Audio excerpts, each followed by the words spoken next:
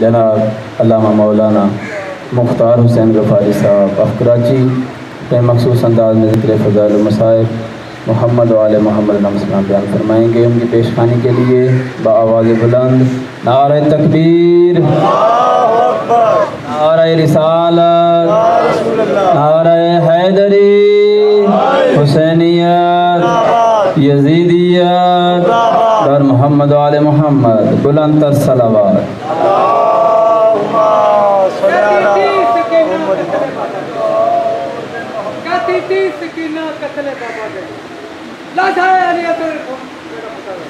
زندان میں آئے تماشے کا ایک تین برس کے سامنے کیا کرے سلوات۔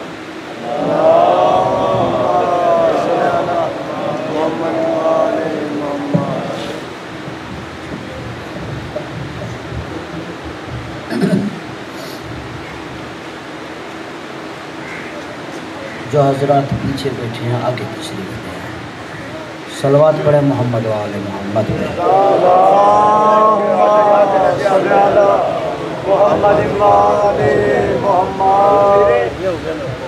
اعوذ باللہ السمیع العلیم من الشیطان اللعین الرجیم، بسم اللہ الرحمن الرحیم، الحمدللہ رب العالمین، والعاقبۃ للمتقین وجنۃ للموحدین والنار للمعاندین، ثم الصلاۃ والسلام التحیۃ والاکرام علی النبی الامی المکی المدنی القرشی الابتہی العربی السراج المضیء والکوكب الدوری صاحب الوقار والسکینہ المدفون بأرض المدینہ الرسول المسدد والمصطفى الامجد والمحمود الاحمد حبیب الہ العالمین ابی القاسم محمد اللہم صلی علی محمد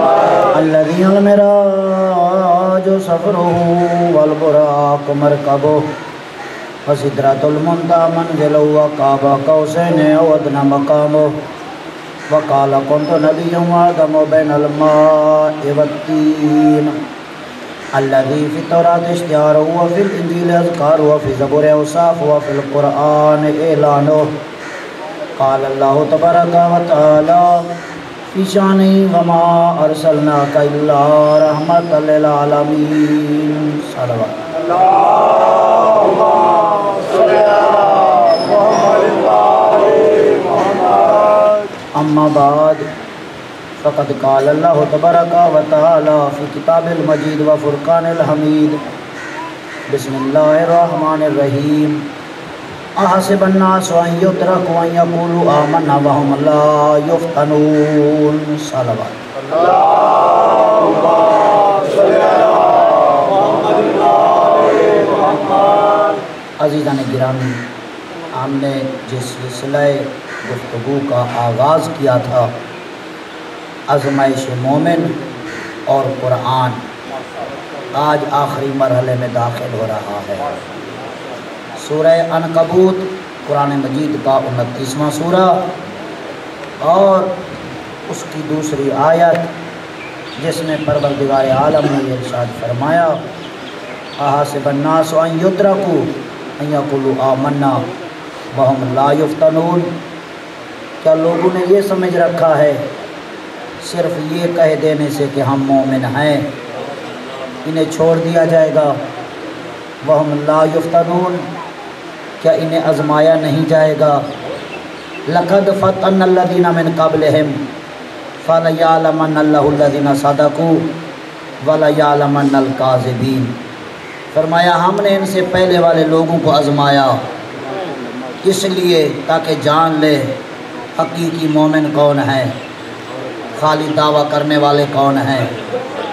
اس کے بعد کی آیت چوتھی آیت میں ارشاد فرمایا ام حسب الذین یعملون السیئات ان یسبقونا ساء ما کانوا یحکمون، وہ لوگ جو گناہ کر رہے ہیں اعلان، وہ گناہ کر کے بھی کیا سمجھتے ہیں کہ ہم بغیر آزمائش کے جنت میں چلے جائیں گے؟ ام حسب الذین یعملون السیئات، یعنی وہ جو برائیاں کر رہے ہیں وہ کیا سمجھتے ہیں کہ ہم جنت میں چلے جائیں گے بغیر سزا بھگتے؟ ساما یحکمون کا کتنا برا فیصلہ ہے جو انہوں نے اپنے بارے میں کر رکھا ہے۔ یعنی گویا اللہ نے بتا دیا کوئی گناہ کرنے والا یہ نہ سمجھے کہ بس میں جاؤں گا تو سیدھا جنت میں چلا جاؤں گا، بلکہ اسے سزا بھگتنی ہے۔ لہذا عزیزان گرامی، اسی لیے امام محمد تقی علیہ الصلوۃ والسلام نے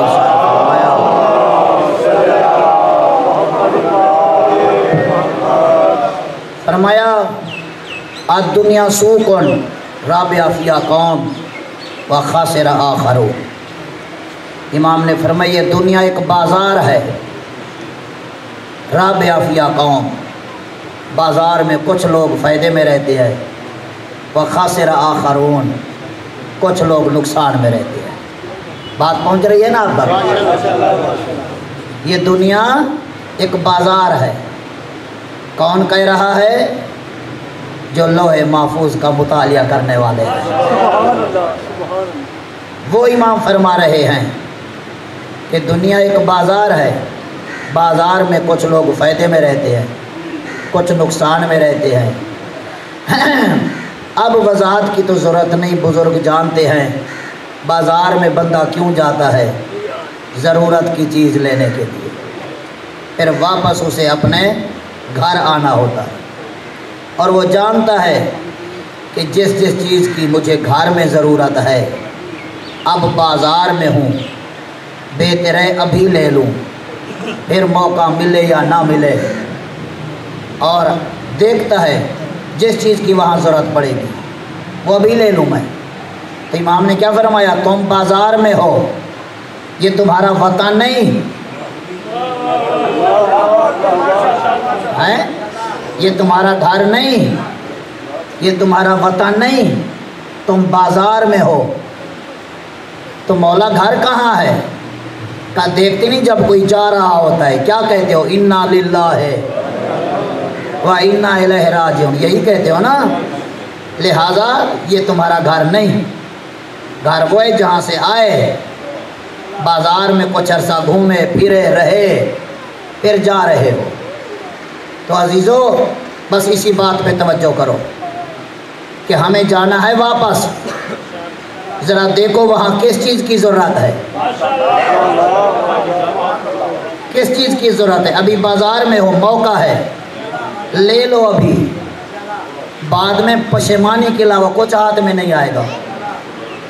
عزیزان گرامی، اچھا جس گھر میں، توجہ میری طرف رہے، جس گھر میں ہمیں جانا ہے واپس، وہاں کس چیز کی ضرورت ہے شاید ہمیں پتہ نہ ہو، لیکن جنہوں نے یہاں رہ کے وہاں کا گھر دکھا دیا،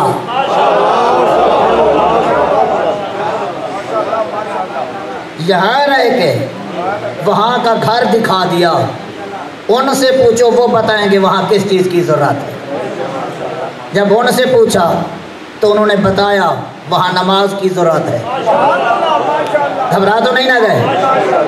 وہاں نماز کی ضرورت ہے، رشتہ داروں سے اچھے سلوک کی ضرورت ہے، صلہ رحمی کی ضرورت ہے، وہاں روزے کی ضرورت، وہاں صدقے کی ضرورت، وہاں حج کی ضرورت ہیں، امام فرما رہے ہیں۔ اور سب سے اہم وہاں ولایت علی ابن ابی طالب کی ضرورت۔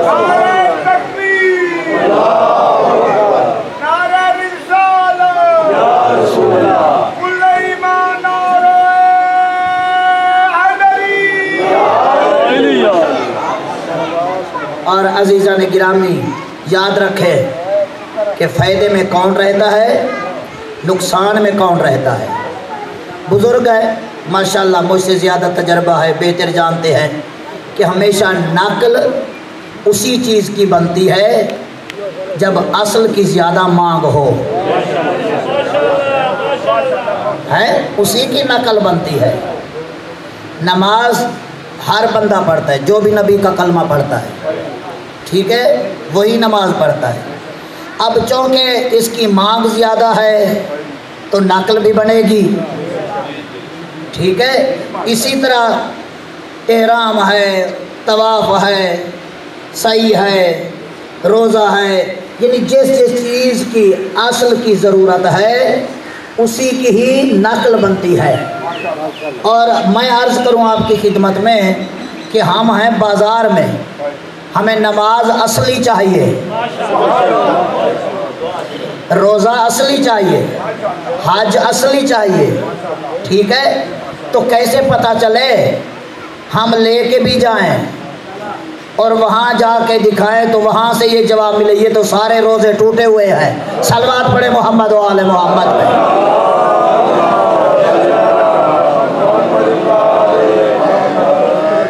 ہیں جی، تو کیسے پتہ چلے گا کہ ہم اصلی لے کے جا رہے ہیں یا نقلی؟ تو بازار میں امام نے بہترین جملہ ارشاد فرمایا، صلوات پڑھے محمد و آل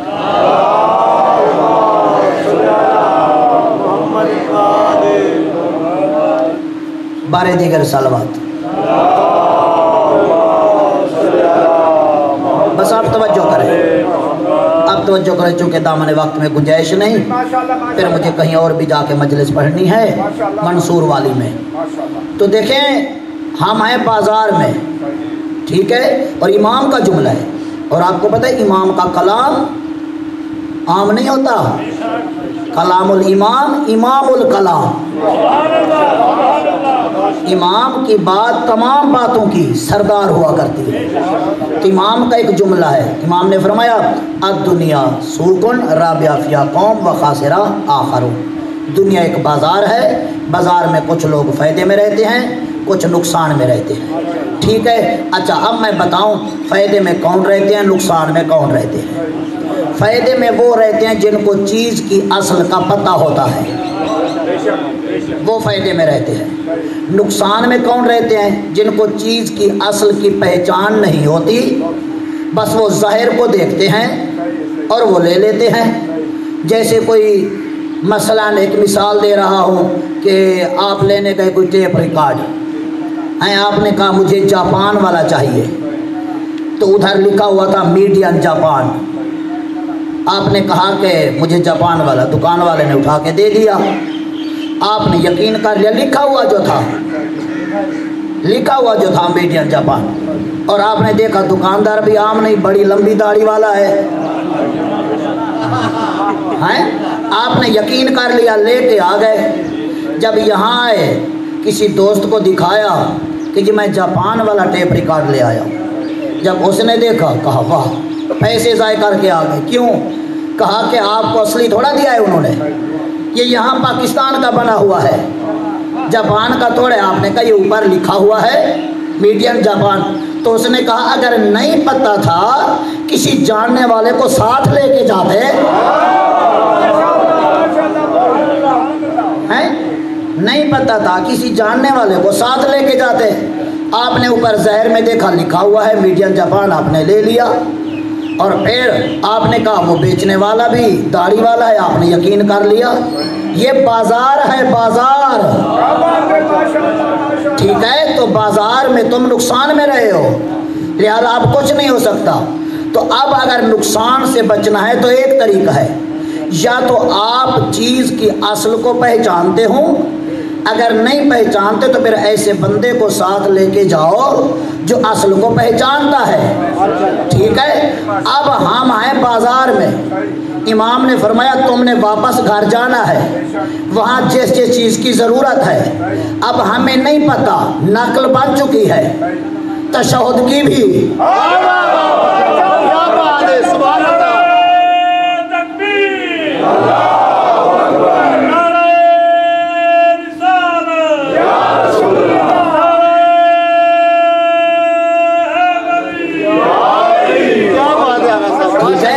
ہم ہیں بازار میں، ہمیں نہیں پتہ، نماز کی نقل بن چکی ہے، وضو کی نقل بن چکی ہے، روزے کی نقل بن چکی ہے، حج کی نقل، عمرے کی نقل بن چکی ہے، ہمیں کیا پتہ کہ ہم اصلی لے کے جا رہے ہیں یا نقلی لے کے جا رہے ہیں؟ تو جب تک 12 تھے بتاتے رہے اور ہم تمہیں بتاتے ہیں اصلی کیا ہے نقلی کیا ہے۔ جب بارواں پردہ غیب میں گیا اس نے کہا اگر آپ کو پتہ نہ چلے ہم سے تو مل نہیں سکتے، یہ جو مرجے ہیں نا یہ پہچانتے ہیں، ان سے مشورہ کر کے وہی نماز لے جانا۔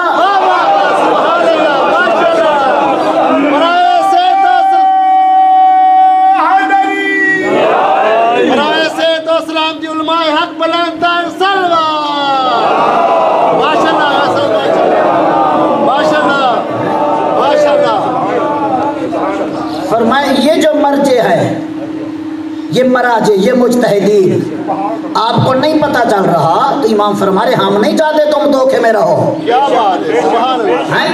نہیں پتہ چل رہا، تم ہو بازار میں، تمہیں کیا پتا، تم تو ظاہر کو دیکھو گے۔ یہ مراجے جو ہیں یہ جانتے ہیں کیونکہ انہیں ہم نے بتایا ہے، انہیں ہم نے بتایا ہے اصل کیا ہے نقل کیا ہے۔ لہذا جب ان سے پوچھ کے ان کے مشورے سے تم نماز لے کے جاؤ گے، وضو لے کے جاؤ گے، روزہ لے کے جاؤ گے تو امام فرما رہے پھر پریشانی کی ضرورت نہیں، ہم بتا رہے ہیں تو مطمئن ہو کے جاؤ۔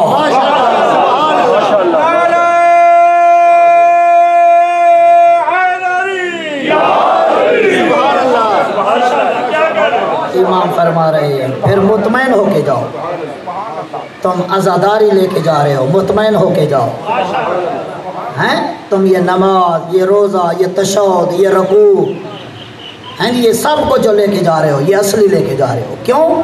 اس لیے کہ تمہیں پتہ نہیں تھا، تم نے ان کے مشورے سے لیا جو اصل کو پہچانتے تھے، ٹھیک، تو اس وجہ سے اب تم مطمئن ہو۔ تو عزیزان گرامی بس یہی وجہ ہے جو تھے امام کی موجودگی میں انہوں نے اس وقت ان سے لیا، ایسے مطمئن تھے چونکہ جس چیز کی وہاں ضرورت تھی نا گھر میں انہوں نے لے لی تھی، بس یہی وجہ تھی عاشور کے دن ہر ایک کہہ رہا تھا پہلے میں جاؤں، کیوں؟ مطمئن تھے ہم لے کے جا رہے ہیں جس چیز کی وہاں ضرورت ہے۔ عزیزان گرامی بس اللہ نے بتا دیا کہ لَقَدْ فَتَنَّ الَّذِينَ مِن قَبْلِهِمْ، میں نے صرف تمہیں نہیں آزمایا، تم سے پہلے والے لوگوں کو آزمایا، اور آزمائش بڑی لمبی چلتی ہے۔ یہ جو ہماری آزمائش ہے نا کہ امام کے انتظار میں ہم جی رہے ہیں، ہم تانے برداشت کر رہے ہیں، جانیں قربان کر رہے ہیں، یہ آزمائش کا مرحلہ ہے، ہمارے لیے آزمائش کا مرحلہ ہے کہ ہمارے جوانوں کو پتہ نہیں چل رہا کہ اصل کیا ہے نقل کیا ہے۔ امام ہوتے تو یہ مسئلہ پیش نہ آتا۔ توجہ فرمائیں نا، یہ آزمائش ہے تمہارے لیے، تمہاری اولاد کے لیے یہ آزمائش ہے، لہذا اس آزمائش کی گھڑیاں مختلف ہوتی ہیں۔ یہ انتظار صرف آج نہیں شروع سے چلا آ رہا ہے۔ آدم نے شیش کے بارے میں بتایا، اس کا انتظار کرو، شیش کی خبر دی، شیش نے نوح کی خبر دی، نوح نے ابراہیم کی خبر دی، ابراہیم نے یعقوب کی خبر دی، موسیٰ نے عیسیٰ کی خبر دی، عیسیٰ نے مصطفیٰ کی خبر دی۔ کہیں نعرہ تکبیر، نعرہ رسالت، سلیمان، نعرہ حیدری، سر محمد و آل محمد بلند کر صلوات۔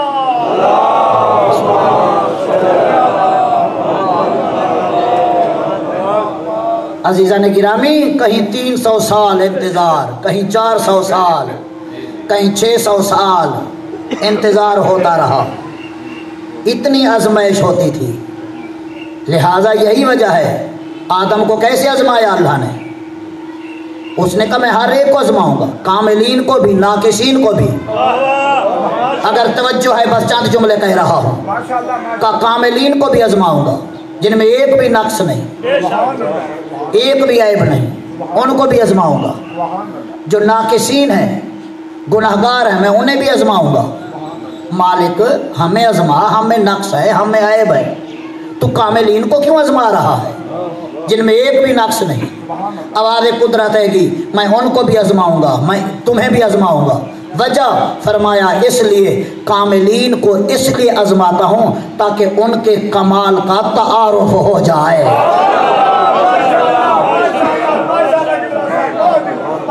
ان کے کمال کا تعارف ہو جائے۔ ناقصین کو کہا اس لیے آزماتا ہوں تاکہ انہیں اپنے نقص کا احساس ہو جائے۔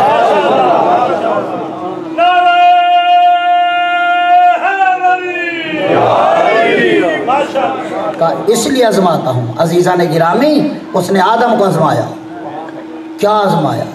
2 بیٹے ہیں جو لائق ہے، متقی ہے، پرہیزگار ہے، قتل ہو رہا ہے، قتل ہو رہا ہے۔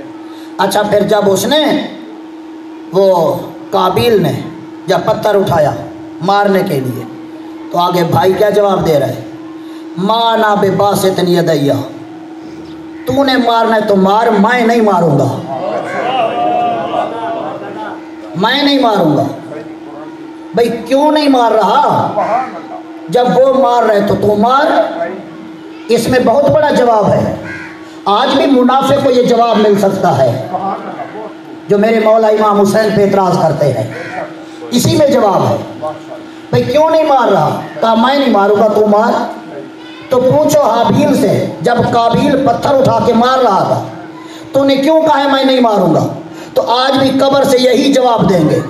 اگر میں اٹھاتا تو پھر بعد میں قیامت تک سب یہی کہتے جارے اور مجروح ایک ہیں۔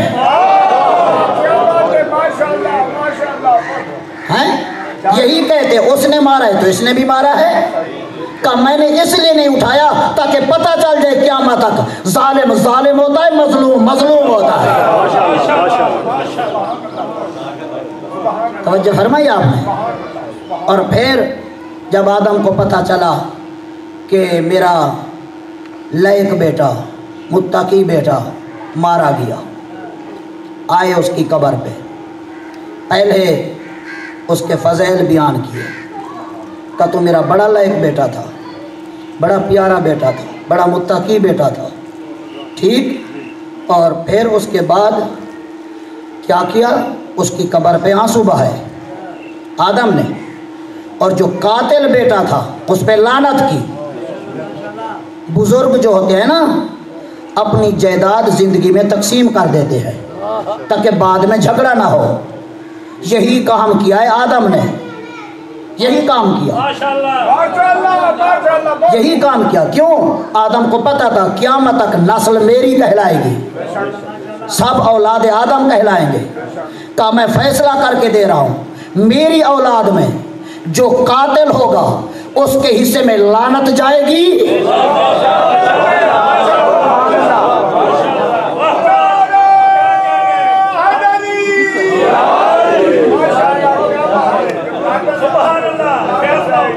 فیصلہ کر دیا آدم نے کہ میری نسل میں، میری اولاد میں قیامت تک جو قاتل ہوگا اس کے حصے میں لعنت جائے گی، جو مقتول ہوگا اس کے حصے میں آنسو آئیں گے۔ یہ آدم ہے۔ نوح کو دیکھیں عزیزان گرامی، بڑا امتحان لیا اللہ نے نوح کا کہ پہلے تو کہا میں تیرے پورے خاندان کو بچا لوں گا۔ جب طوفان آیا، بیٹا پہاڑ پہ چڑھنے لگا تو اس وقت نوح نے کہا پروردگارہ اب کیا ہوگا؟ اچھا مدت بھی بڑی تھی، وہ جو انتظار تھا عذاب کا بڑی مدت ہے، 300 سال، اتنی بھی عمریں ہوا کرتی تھی، 300 سال۔ اب وہ آ کے کہنے لگے نبی سے تو جو کہتے عذاب آئے گا کہاں آیا ہے؟ تو اللہ کا حکم ہوتا ہے ان کو کہو کھجور کی گٹھلی بوئیں، درخت بنے گا، پھل لگیں گے، جب پھل دینے کے قابل نہیں رہے گا تب عذاب آئے گا۔ گٹھلی بوتے، درخت بنتا، پھل لگتے، وہ کھجور کا درخت بالکل پھل دینے کے قابل نہ رہتا، اب پھر آ جاتے، اب کہاں آیا ہے عذاب؟ تو اللہ فرماتا ان کو کہو دوبارہ پھر گٹھلی بو۔ اب وہ جو ایمان لائے تھے نا اب وہ بھی پھر گئے، کہا چلو چھوڑو تو ایسے باتیں کرتا ہے ایسے۔ یہ ہے آزمائش۔ موضوع کیا تھا؟ آزمائش مومن۔ وہ کیا کرتے؟ پھر جاتے، کہا نہیں تو نبی نہیں ہے، اگر تو نبی ہوتا جیسے کہہ دیا تو عذاب آ جاتا۔ تو اللہ پھر کہتا پھر اس طرح کرو. تو اس طرح ہوتا رہا. عزیزان گرامی عذاب اتنی جلدی نہیں آیا. اللہ مہلت دیتا ہے ظالم کو. اللہ نے مہلت دی, ایسے طوفان نہیں آیا. اچھا پھر کہا جب طوفان آنے والا تھا اب اللہ نے کہا کشتی بناؤ, کشتی بناؤ. کشتی بنا رہے ہیں. اچھا وہ جو ایمان لا کے پھر گئے تھے وہ بھی انہی کافروں کے ساتھ مل کے وہ بھی مذاق کر رہے ہیں. کہتے ہیں یہ کیا ہے, اس کو صحرا میں کوئی کشتی بناتا ہے, اس کا دماغ کام نہیں کر رہا, ورنہ یہاں کیا ضرورت تھی کشتی بنانے کی. تو عزیزان گرامی تاریخ نے یہ جملے نوٹ کر کے ہمیشہ کے لیے ایک اصول دے دیا کہ جو نبی کے دماغ پہ حملہ کرے وہ اسلام کی زبان نہیں, وہ کفر کی زبان ہے.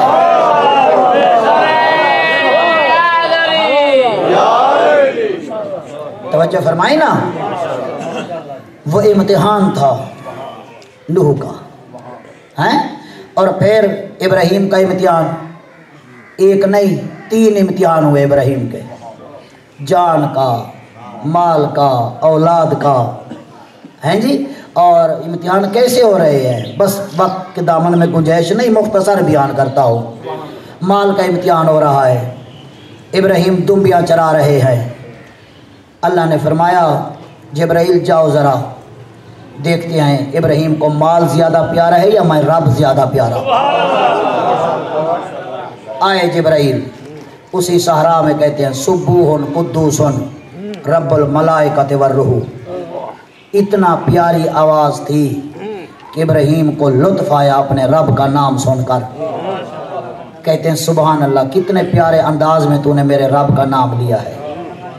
اسی طرح اگر دوبارہ لے تو میں آدھی دمبیاں تجھے دے دوں گا.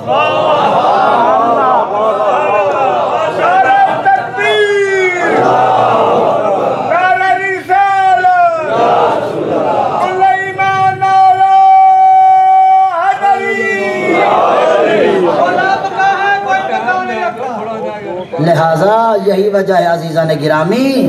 اب کیا تھا, توجہ میری طرف رہے. وہ جیسے کہا نا, اس کے بعد جبرائیل نے پھر کہا سبوح قدوس رب الملائکۃ والروح. ابراہیم کو اور لطف آیا, کہنے لگے بس اگر دوبارہ لے تو دوسری آدھی دمبیاں بھی تجھے دے دوں. اب جب دوبارہ لیا اسی طرح ابراہیم کو لطف آیا اپنے رب کا نام سن کر, اتنی پیارے انداز میں, وہ بھی دے دی. کہا اب اگر تو نام لے تو میں ساری زندگی تیرے ساتھ رہوں گا. اب جو ابراہیم نے نام لیا نا سبوح قدوس رب الملائکۃ والروح, ایو جبرائیل نے جب نام لیا کیا سبوح قدوس رب الملائکۃ والروح, اس کا نام لینا تھا. ابراہیم کو اتنا لطف آیا, اتنا لطف آیا, قریب جا کے کھڑے ہو گئے جبرائیل کے. ابراہیم قریب جا کے کھڑے ہو گئے. ادھر سے اللہ نے فرمایا جبرائیل اب ابراہیم کو بتا دو ہمیں تیری دمبیاں نہیں چاہیے,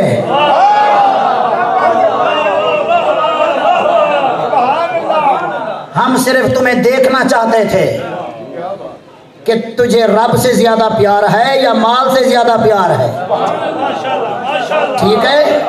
اب یہ جو منافق اعتراض کرتے ہیں, سارا سال یہ شیعہ کماتے ہیں, محنت کرتے ہیں, جیسے 10ویں کا دن آتا ہے یہ سبیلیں لگاتے ہیں, نیازیں پکاتے ہیں, ان کو پتہ نہیں ہو کیا گیا ہے. تو میں نے کہا یہ ہم سے نہ پوچھو, یہ ابراہیم سے جا کے پوچھو. جو پیارا ہوتا ہے اس کے نام پہ لٹانے کو دل کرتا ہے.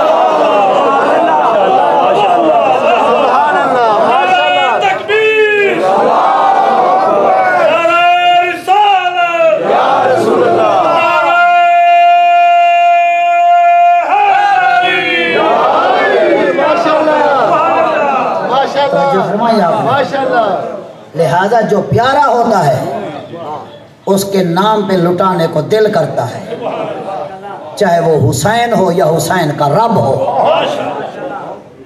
عزیزان گرامی وہ مال کا امتحان تھا, واپس کر دیا. دوسرا امتحان جان کا امتحان ہے جی. اور جان کا امتحان کیسا لیا وہ آپ کے علم میں ہے, تاریخ سے الحمدللہ واقف ہے. جب ابراہیم نے क्या किया था, उन काफरों के बुतों को तोड़ा। फिर वो आए, पता किया कौन है, तो कहने लगे, किसी ने कहा इब्राहीम नाम का शख्स था, उसने इनको तोड़ा है। अब वो पूरा गिरोह बना के ढूंढते फिर रहे हैं एक एक दरवाजे पे कि इब्राहीम कौन है, पता करते जा रहे हैं। आखिर पहुंच गए खुद इब्राहीम के दरवाजे पर। इब्राहीम से पूछ रहे हैं कि तुम्हें पता है इब्राहीम का? कहा हाँ मुझे पता है। कहा फिर बताओ हमें वो कहाँ है? खुद इब्राहीम से कह रहे हैं। तो इब्राहीम खलीलुल्लाह कह रहे हैं मैं बताऊंगा, लेकिन एक शर्त है, जो मेरे दरवाजे पर आए वो खाना खाए बगैर नहीं जाता, लिहाजा पहले आओ खाना खाओ फिर मैं बताऊंगा। ठीक है। अच्छा, अब क्या किया, इब्राहीम ने खाना लगाया, उन्होंने खाना खाया, उसके बाद कहा अब बताओ कहाँ है इब्राहीम? इब्राहीम खड़े हो गए, कहने लगे मैं इब्राहीम हूँ, मैं इब्राहीम हूँ। तो कहा कि ये तो तूने हमारे साथ ज़्यादती की है। कहा क्या ज़्यादती हुई है? कहा कि ज़्यादती ये की है कि हम आए थे तुम्हें गिरफ्तार करने, और तूने हमें अपना खाना खिला के अपना नमक खिलाया है, अब हम तुम्हें कैसे गिरफ्तार करें? लिहाजा ऐसा कर, अपने खाने की कीमत ले, उसकी उजरत ले, ताकि हम तुम्हें गिरफ्तार कर सकें, गिरफ्तार कर सकें। इब्राहीम ने कहा नहीं तुम कर लो गिरफ्तार। कहा नहीं, हम काफिर हैं लेकिन नमक हराम नहीं।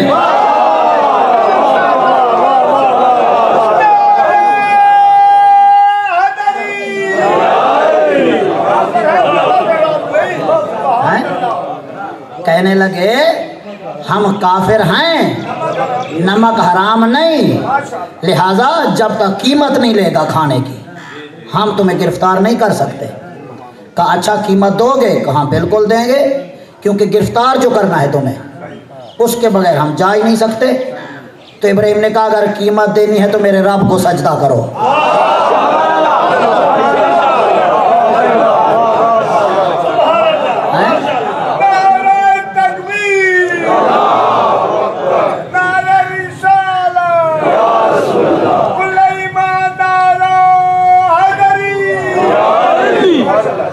का कीमत देनी है ना, मेरे रब को सजदा करो।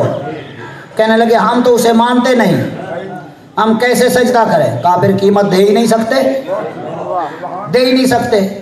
इबलीस आ गया, उन काफिरों से कहने लगा क्या मुश्किल है? कहा मुश्किल यही है, इसने हमें खाना खिला दिया है, हम आए थे गिरफ्तार करने, अब हम कैसे जाएं? ये कह रहा है कि कीमत ये है कि मेरे रब को सजदा करो, तवज्जो रहे, सजदा करो। अब हम तो इसके रब को मानते नहीं, हम कैसे सजदा करें? तो इबलीस ने कहा कोई मुश्किल नहीं है, दिल में रखो बुतों की मोहब्बत,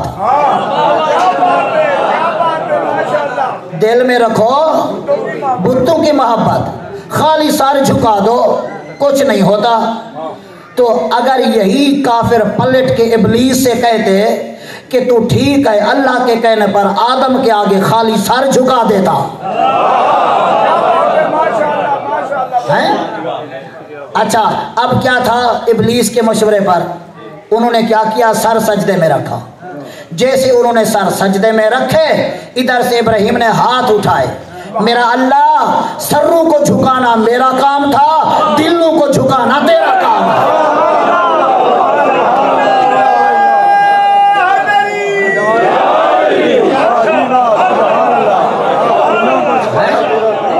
कहा मेरे अल्लाह सरों को झुकाना मेरा काम था, दिलों को झुकाना तेरा काम है। यही मेरे 12वें आका कहते हैं, तवज्जो रहे, जिनको नहीं पता हुसैन का मजलिस में लाना तुम्हारा काम है, हिदायत देना उसका काम है। लिहाजा अजीज़ान गिरामी, बस ये इम्तिहान था, कर लिया गिरफ्तार, लेके गए। अब वो इतना के लोगों ने क्या किया कि चंदा इकट्ठा करके, बाज़ उलमा से तो मैंने ये भी रिवायत सुनी है कि अपनी ख़वातीन के जेवर बेचकर उन्होंने पैसे दिए नमरूद को, इससे लकड़ियाँ ख़रीदी जाएं ताकि उस आग में इब्राहीम को जलाया जाए। इस हद तक اب کیا تھا، ابراہیم کو منجیک میں بٹھایا گیا، رسیوں سے باندھا گیا، اب ڈال رہے ہیں کہاں، آگ میں، ٹھیک جہاں ڈال رہے تھے تو وہیں پہ آج بھی وہ مقام موجود ہے، بابل میں، وہاں عراق میں، دیکھا ہے ان گناہگار آنکھوں سے وہ مقام۔ تو بہرحال وہ ڈال رہے تھے تو ادھر سے جبرائیل نے کہا پروردگارا ایک ہی بندہ ہے تیرا نام لینے والا، وہ آگ میں جا رہا ہے، تو بچائے گا نہیں؟ آواز قدرت آئی، جبرائیل جا اگر تو اس سے مدد لیتا ہے جا کر مدد۔ جبرائیل آئے، کہنے لگے اے خلیل خدا کوئی حاجت ہے تو بتا۔ تو کیا کہتے ہیں، نام اما الیکا فلا، حاجت ہے لیکن تجھ سے نہیں، جس سے ہے وہ جانتا ہے۔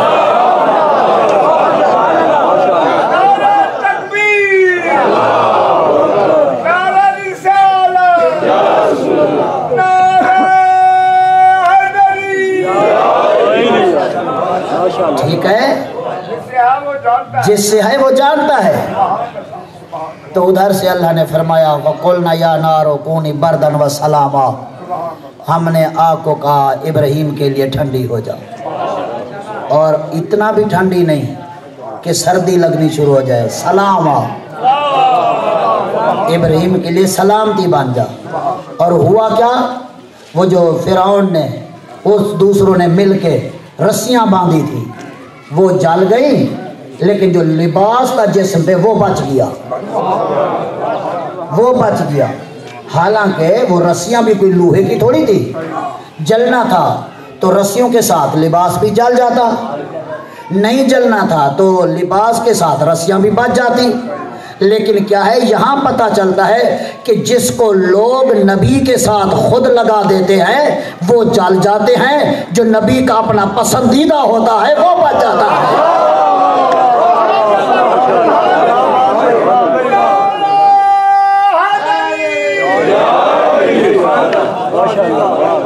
توجہ فرمائی نا، کیونکہ انہوں نے زبردستی رسیوں کو ساتھ باندھا تھا، نبی کے ساتھ لگایا تھا، اور لباس نبی کا چنا ہوا تھا، اپنا تھا۔ عزیزان گرامی، بس وہ تھا جان کا امتحان، یہاں بھی بچ گئے۔ تیسرا امتحان اولاد کا، ابراہیم کا اولاد کا امتحان کیسا ہوا؟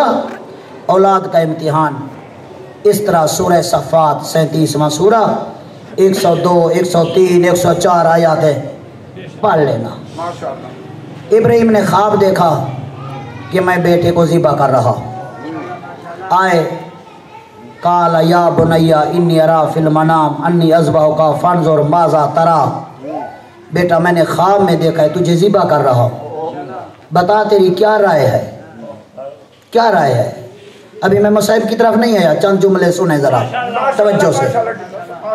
کہا تیری کیا رائے ہے؟ قال یا ابت ما تؤمر ستجدنی انشاءاللہ من الصابرین۔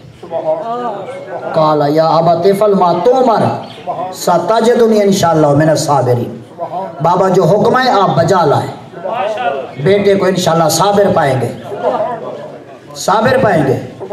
عزیزان گرامی، بس اگر آپ غور کریں، پہلی بات تو یہ، جب نماز واجب ہو جائے کیا باپ بیٹے سے رائے پوچھتا ہے؟ نہیں، کیا کہتے ہیں، بیٹا نماز واجب ہو گئی ہے، بس تمہیں پڑھنی ہے۔ تو جب اللہ کا حکم آ گیا ابراہیم پہ کہ بیٹے کو ذبح کرو، تو رائے کیوں پوچھ رہے ہیں؟ رائے کیوں پوچھ رہے ہیں؟ یہی جواب ہے، ٹھیک ہے، کہ جب ابراہیم کو پتہ چل گیا کس چیز کا، کہ بیٹے کو ذبح کرنا ہے، اور بیٹے سے پوچھ رہے ہیں رائے، ٹھیک ہے نا۔ اب لوگ کل اعتراض کریں گے، جو منافق ہیں کل زبانیں کھلیں گی کہ بھی جب حسین کو پتہ تھا میں شہید ہو جاؤں گا تو کیوں گئے تھے؟ ان کو یہی جواب دو۔ اور دیکھو ابراہیم کیا جواب دے رہے ہیں۔ ابراہیم کہتے میرے بیٹے نے ہونا ہے شہید، شہادت جہالت میں نہیں ملا کرتی۔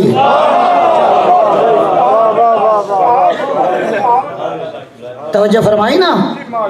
اور دوسری بات کیا کیا، हाजरा के पास आए, कहा तैयार करो इसको, तैयार करो। खैरियत?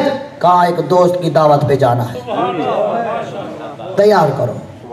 तैयार किया, हो गया तैयार। इस्माइल इब्राहिम लेके चले और रस्सी और छुरी उठाई, रस्सी और छुरी उठाई। तो हाजरा ने पूछ लिया कि दोस्त की दावत पे जा रहे हैं, ये रस्सी और छुरी क्यों उठा रहे हैं? तो नबी की ज़ुबान से निकला, शायद रास्ते में कोई दुम्बा ज़िबा करना ना पड़ जाए। और अल्लाह ने कुरान में कहा वज़कुर फिल किताब इब्राहीमा इन्नहु काना सिद्दीक़ा नबिय्या। कहा मेरा हबीब कुरान में ये जिक्र करो, तवज्जो रहे, इब्राहीम सिद्दीक नबी था, इब्राहीम सिद्दीक नबी था। अब तवज्जो रहे, देखें चूंकि नबी की ज़ुबान से निकल गया कि शायद रास्ते में दुम्बा ज़िबा करना ना पड़ जाए, उस कुर्ब के रास्ते में, वो जो अल्लाह का कुर्ब था, दुम्बा ज़िबा करना ना पड़ जाए। तो चूंकि नबी की ज़ुबान से निकला, नबी था सिद्दीक, सिद्दीक, तो अल्लाह ने दुम्बा भेजा और इसी मदीने के अंदर नबी की बेटी के मुंह से निकला, मेरे बेटे तुम्हारे लिबास दर्जी के पास हैं।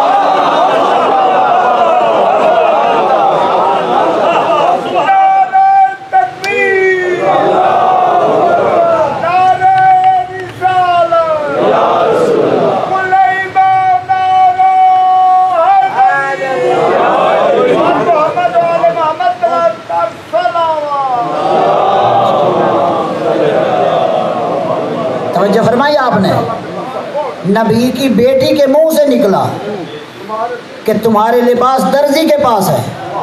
तो चूंकि ये थी सिद्दीका, तो अल्लाह ने रिजवाने जन्नत से कहा अब लिबास लेके जाओ, जन्नत का लिबास लेके आया। ठीक, अब इब्राहीम लेके चले इस्माइल को, कहाँ लेके गए? मिना के मकाम। अब आओ ज़रा पूछो इस्माइल से, इस्माइल तुम्हें पता है मेरी गर्दन कट जाएगी, क्यों जा रहे हो मिना, क्यों जा रहे हो मिना? पता है तेरी गर्दन कट जाएगी। तवज्जो रहे, तो ये जो मुनाफिक कल इतराज़ करेंगे ना कि जब हुसैन को पता था मैं करबला में शहीद हो जाऊंगा तो क्यों गए थे करबला, जब ये मुनाफिक इतराज़ करें उनको यही जवाब दो, कहो इस्माइल को पता नहीं था, इस्माइल को पता नहीं था कि मिना में मेरी गर्दन कट जाएगी, क्यों जा रहे हैं? जाओ पूछो इस्माइल से। तो इस्माइल पलट के जवाब देंगे, अकल के अंधे जहां शहीद होना हो वहां चल के जाया जाता है।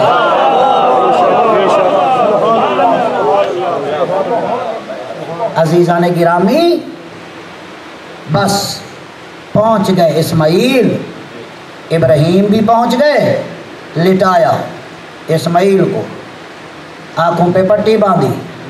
उधर से शैतान आया कुर्बानी में खलल डालने के लिए, आके कहता है इस्माइल से कि इसके कहने पर तुम लेट गए हो, तुम्हारी गर्दन कट जाएगी, लिहाजा इसकी बातों में ना आओ, इसकी बातों में ना आओ, उठो अपनी जान बचाओ, जान बचाओ। क्यों? कहा इसलिए कि इसका दिमाग काम नहीं कर रहा, लिहाजा उठो अपनी जान बचाओ। जब उसने ये कहा ना शैतान ने, तो इस्माइल कहते हैं ला हौला वला कुव्वता इल्ला बिल्लाहिल अलीय्यिल अज़ीम। जब ये कहा ना, शैतान चंद कदम दूर हट के कहता है तुम्हें कैसे पता चला मैं शैतान हूँ? इस्माइल कहते हैं जो नबी के दिमाग पे हमला करे,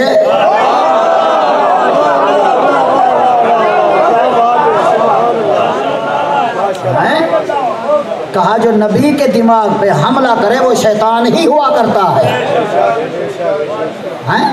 और इब्राहीम ने कहा बेटा इसको कंकरियाँ मारो, कंकरियाँ मारी, वहाँ से नाकाम। अब इब्राहीम से कह रहा है ऐसे बेटे भी क्या कुर्बान करने के काबिल हैं? خواب دیکھا ہے تو کیا ہوا؟ ایسے تو خواب میں نے بھی کئی دیکھے، میں نے تو کبھی ایسا نہیں کیا، لہذا خواب دیکھنے کی بنا پر تو بیٹے کو قربان کر رہا ہے، لہذا ایسے خواب میں نے بھی دیکھے ہیں، کوئی مسئلہ نہیں ہے۔ خواب دیکھنے سے کیا ہوتا ہے؟ جب اس نے یہ کہا تو ابراہیم نے کہا لا حول ولا قوت الا باللہ العلی العظیم۔ شیطان چند قدم دور ہٹ کے کہتا ہے ابراہیم تمہیں کیسے پتہ چلا میں شیطان ہوں؟ کہا نبی کو جو اپنے جیسا سمجھے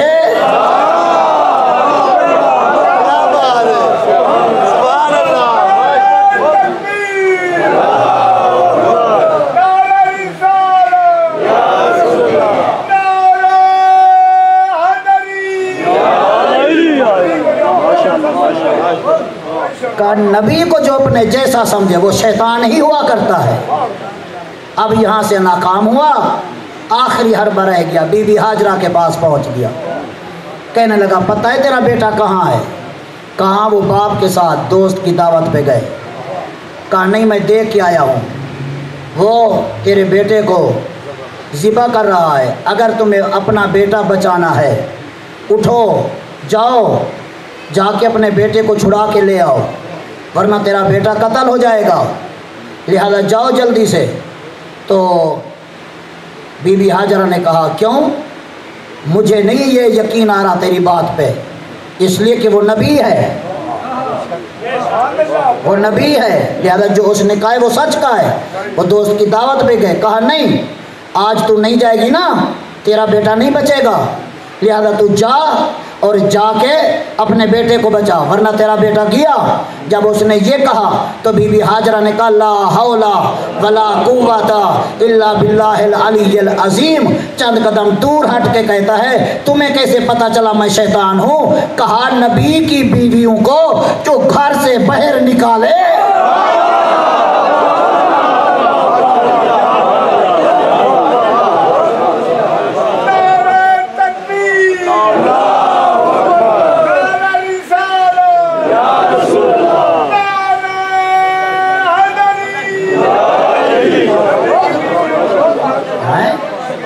کہا جو نبی کی بیوی کو گھر سے باہر نکالے وہ شیطان ہی ہوا کرتا ہے۔ عزیزان گرامی بس یہاں بھی ابراہیم نے آنکھوں سے پٹی کھولی، دیکھا تو دوبا ذبح ہوا پڑا ہے، بیٹا ساتھ کھڑا ہے۔ تو دیکھیں چھری پھینکی تھی ابراہیم نے کہ تم میرے بیٹے کی گردن پہ کیوں نہیں چلی؟ دمبے پہ چلائی تو فوراً چلی، اسماعیل پہ کیوں نہیں چلی؟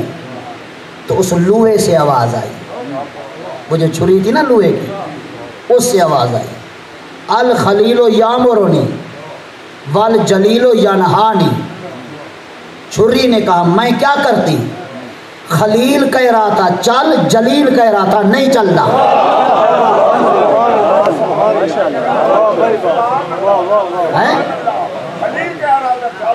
بس لہذا عزیزان گرامی یہ امتحان ہے ابراہیم کا، جان کا، مال کا، اولاد کا، تینوں چیزیں لے کر اللہ نے واپس کر دی۔ مال لے کے واپس کر دی، جان لے کے واپس کر دی، اولاد لے کے واپس کر دی۔ میرے لاکھوں سلام زہرا کے بیٹے کا۔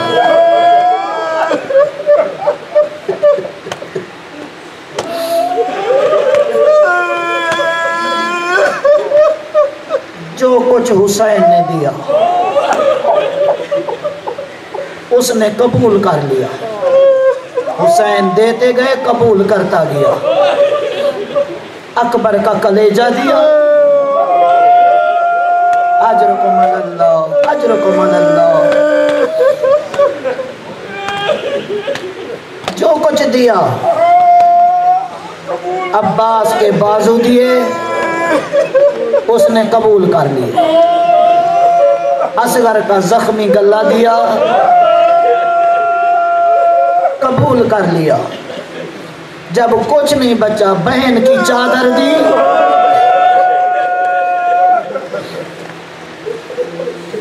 اس نے قبول کر لیا۔ اللہ آپ کو کسی غم میں نہ رلائے۔ آج کا دن، آج کی آنے والی رات سعادات کی یتیمی کی رات ہے۔ کل کسی سے خیریت نہ پوچھنا، کسی سے گلے نہ ملنا، اس لیے کہ جب اکبر خیریت سے نہیں ہے، جب قاسم خیریت سے نہیں ہے۔ آج رات ہر ماں حسرت سے اپنے اپنے بیٹے کو دیکھ رہی تھی، ہر ماں۔ آج ہر ماں کے پاس قربانی موجود ہے، اور جس ماں کو یقین ہو کل یہ چہرہ مجھے نظر نہیں آئے گا، اس ماں کے دل سے پوچھو۔ عزادارو، زندگی کا پتہ نہیں ہے، جتنا رونا ہے رو لو آج رات۔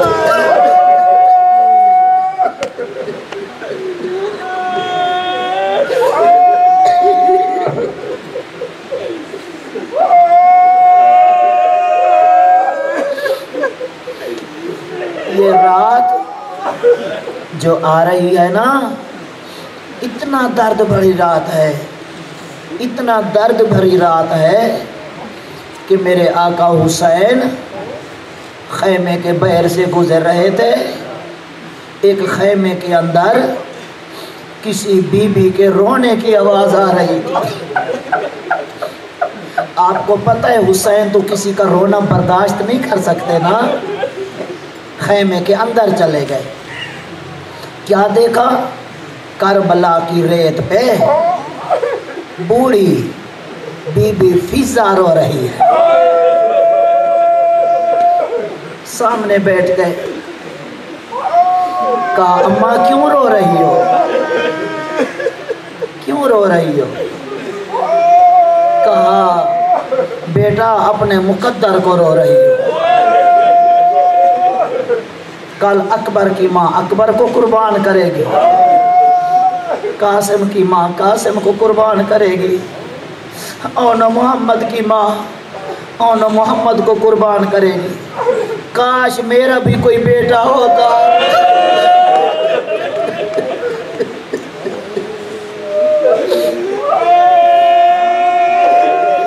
میں اپنا بیٹا قربان کرتی۔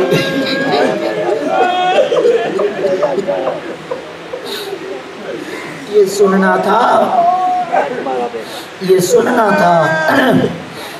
میرے مولا امام حسین علیہ السلام وہیں کہتے ہیں سر جھکا کے، اماں نہ رو، نہ رو۔ کل جب اکبر کی ماں اکبر کو بھیجے، قاسم کی ماں قاسم کو بھیجے، اون محمد کی ماں اون محمد کو بھیجے، کل تو مجھے اپنا بیٹا بنا کے بھیجنا۔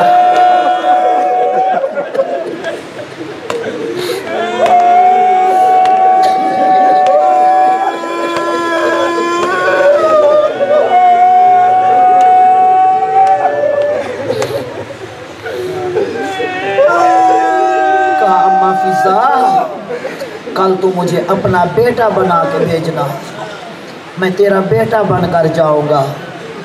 اور ہاں اماں میری ایک وصیت ہے۔ کہا بیٹا حکم کرو۔ کہا کل جب میں شہید ہو جاؤں گا نا، بس میری سکینہ کا خیال رکھنا، میری سکینہ کا خیال رکھنا۔ عزادر جب شام میں گئے نا ہم زیارات پہ، جیسے اس بی بی فضا کی قبر پہ گئے، یہ وصیت یاد آئی کہ بی بی فضا نے جو قربانی دی شام کے بازار میں، جب شمر تازیانہ لے کر آتا تھا، یہ بوڑھی فضا آگے آ جاتی، کہتی ظالم جتنا مارنا ہے مجھے مار، اس بچی کو کچھ نہ کہے، اس بچی کو کچھ نہ کہے۔ عزاداران حسین، بس یہی جو رات آ رہی ہے نا، ایسی رات ہے جب رات ڈھلی، ہلال میرے مولا کا صحابی ہے، رات کا وقت ہوا، کہتے رات ڈھل چکی تھی، اندھیرا تھا، میں نے دیکھا میرا مولا خیمے سے باہر نکلا اور اکیلا جا رہا ہے صحرا کی طرف، کہتے میں برداشت نہ کر سکا، دشمن زمانہ ہے، میرے مولا کو کچھ ہو گیا تو میں رسول کو کیا منہ دکھاؤں گا، کہتے میں پیچھے چل پڑا، چند قدم کے فاصلے پہ گئے، میرے مولا نے میرے پاؤں کی آہٹ محسوس کی، رک گئے، پیچھے مڑ کر کہا کون ہو آنے والے، حالانکہ امام جانتے تھے کون ہو آنے والے، کہا مولا آپ کا غلام ہلال ہوں، کہا ہلال کیوں آ رہے ہو اس وقت میرے پیچھے رات کے وقت، کہا مولا اگر آپ کو کچھ ہو گیا میں آپ کی ماں کو کیا منہ دکھاؤں گا،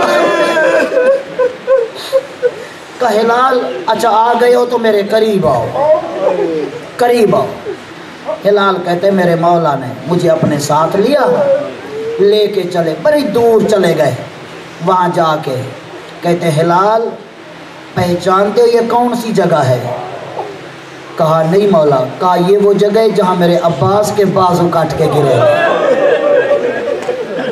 اجرکم علی اللہ، اجرکم علی اللہ، کہتے چند قدم اور چلے تھے، وہی مولا رک گئے، آنکھوں میں آنسو، کہتے ہلال پہچانتے ہو یہ کون سی جگہ ہے، کہا نہیں مولا، کہا ہلال یہ وہ جگہ ہے جہاں میرے اکبر کو برچھی لگے گی، پھر اور آگے چلے، کہا ہلال پہچانتے ہو یہ کون سی جگہ ہے، کہا نہیں مولا، کہا یہ وہ جگہ ہے جہاں میں اصغر کے لیے پانی مانگوں گا، عزادارو چلتے چلتے ایک ایسا مقام آیا، کہا ہلال تم یہاں رک جاؤ میں ابھی آتا ہوں، کہا میں وہیں ریت کے ٹیلے پہ رک گیا، امام ایک نشیب کی طرف چلے، اندھیرا تھا، اندھیرا تھا، نشیب کی طرف چلے، مجھے کہا بس آپ یہیں رکے رہو میں آتا ہوں، ہلال کہتے میں وہیں رکا، لیکن دل میں خوف بھی تھا میرا مولا اکیلا جا رہا ہے، نشیب کی طرف چلے، اندھیرا تھا، مجھے کچھ نظر نہیں آیا، بس اتنا ہے کہ چند لمحے کے بعد صرف آواز آ رہی تھی اماں میں آ گیا،